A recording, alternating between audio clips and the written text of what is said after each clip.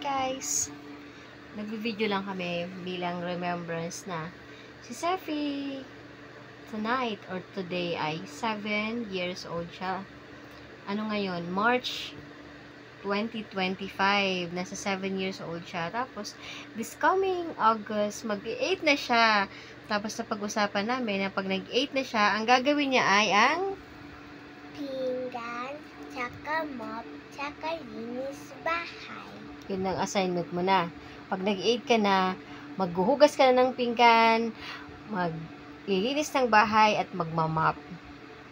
Okay? Is that a yes? Bait naman ang baby ko. When I'm 10, I'll do art now. Oo, lahat ng gawain.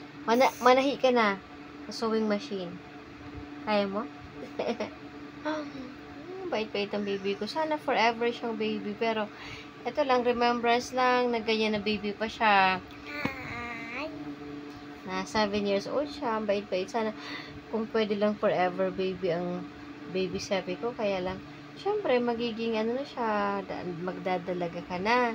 Tapos, magka-boyfriend ka na. Pag nagka-boyfriend ka na.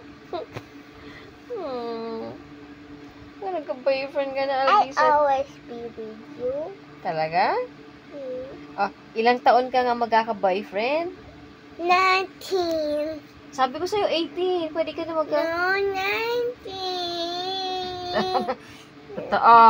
Pag 19 ka ha, naka-record to ha.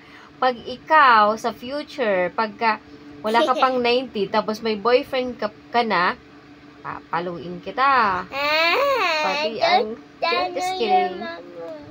Just kidding. But you promise, it should be 19. 1, Promise? 2, 3, 4, 5,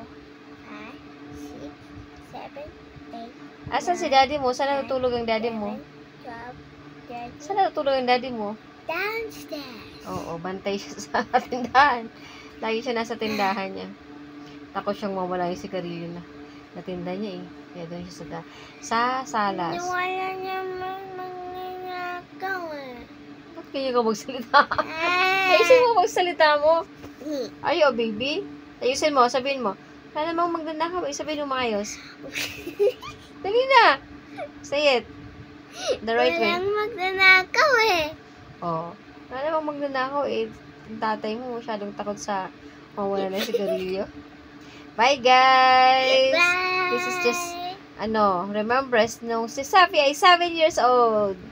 7 years old, 2025. 7. Year 2025.